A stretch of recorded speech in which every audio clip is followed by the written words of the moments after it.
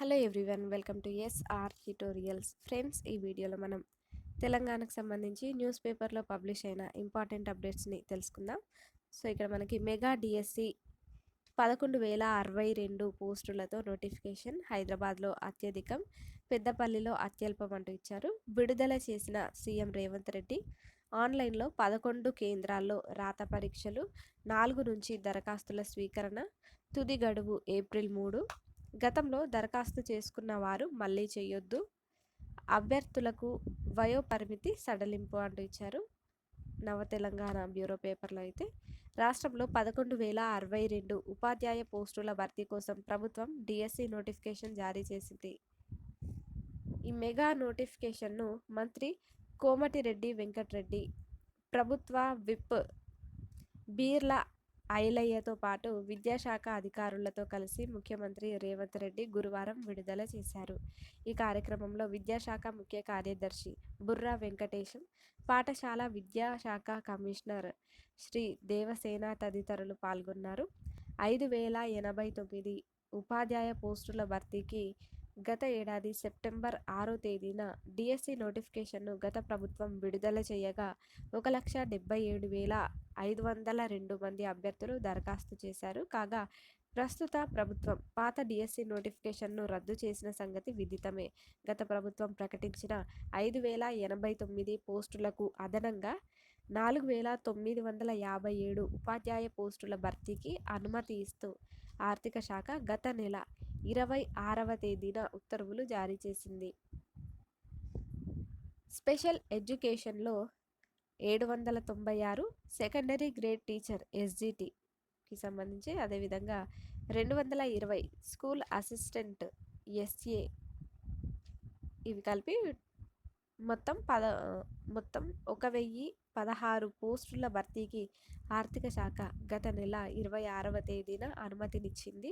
దీనితో 11,062 ఉపాధ్యాయ పోస్టులతో రాష్ట్ర ప్రభుత్వం మెగా డిఎస్సి నోటిఫికేషన్ను విడుదల చేసింది. ఇందులో హైదరాబాద్లో అత్యధికంగా 878 పోస్టులు ఉన్నాయి. ఇక అత్యల్పంగా పెద్దపల్లిలో 93 పోస్టులు ఉన్నాయి. అయితే సుప్రీంకోర్టు ఆదేశాల ప్రకారం రాష్ట్ర ప్రభుత్వ మార్గదర్శకాలకు అనుగుణంగా మహిళలకు సమాంతర రిజర్వేషన్ల విధానాన్ని అమలు చేస్తున్నారు.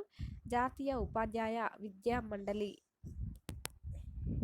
ఎన్సిటిఈ మార్గదర్శకాల ప్రకారం ఎస్జిటి పోస్టులకు డిఎడ్ అభ్యర్థులే అర్హులు. స్కూల్ అసిస్టెంట్ పోస్టులకే బిఎడ్ అభ్యర్థులు దరఖాస్తు చేయాల్సి ఉంటుంది అంటూ ఇచ్చారు. అదేవిధంగా జూన్ లేదా జూలైలో డిఎస్సి రాత పరీక్షలు అంటూ ఇచ్చారు. మెగా డిఎస్సి దరఖాస్తుల స్వీకరణ ప్రక్రియ ఆన్లైన్లో ఈ నెల 4వ తేదీ నుంచి ప్రారంభం కానుంది. వాటి సమర్పణకు వచ్చే నెల 3వ తేదీ వరకు గడువు ఉన్నది. ఈ నెల 4 నుంచి వచ్చే నెల 2వ తేదీ వరకు దరఖాస్తు ఫీజు చెల్లించేందుకు అవకాశం ఉన్నది. దరఖాస్తు ఫీజు ₹1,000 చెల్లించవలసి ఉంటుంది.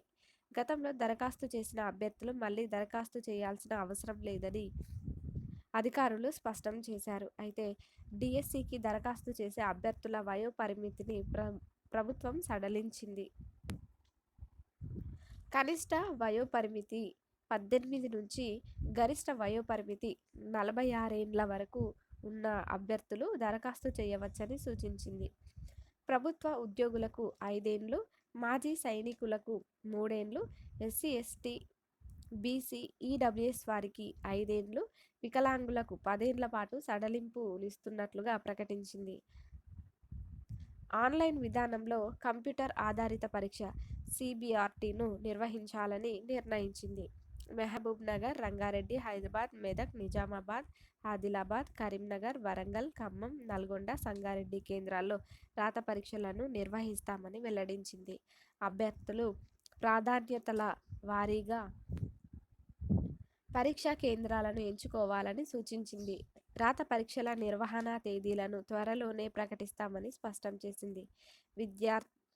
విద్యార్హతలు, రూల్ ఆఫ్ రిజర్వేషన్, సిలబస్, కేటగిరీల వారీగా పోస్టుల వివరాలు సమాచార బులెటిన్లో ఉంటాయని వివరించింది. ఇతర వివరాలకు school.edu.telangana.gov.in వెబ్సైట్ను సంప్రదించాల్సి ఉంటుంది. విశ్వసనీయ సమాచారం ప్రకారం జూన్ లేదా జూలైలో డిఎస్సి రాత పరీక్షలను నిర్వహించే అవకాశం ఉన్నది. పార్లమెంటు ఎన్నికల నేపథ్యంలో కోడ్ ముగిసిన తర్వాతే రాత పరీక్షలను నిర్వహించాలని విద్యాశాఖ భావిస్తున్నట్లు తెలిసింది అంటూ ఇచ్చారు.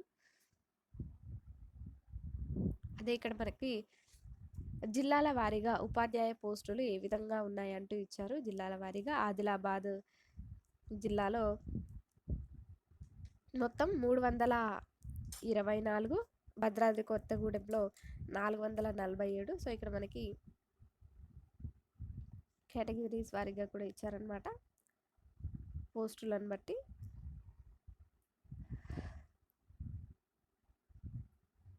టోటల్గా మనకి ఎస్ఏ దీనిలో 2629, అదేవిధంగా ఎల్పి దీనిలో 727. సో ఈ విధంగా డీటెయిల్స్ అయితే ఇచ్చారనమాట. మొత్తం 11,062 పోస్టులకు గాను జిల్లాల వారీగా ఏ విధంగా కేటాయించారనేది ఇక్కడైతే తెలిపారు.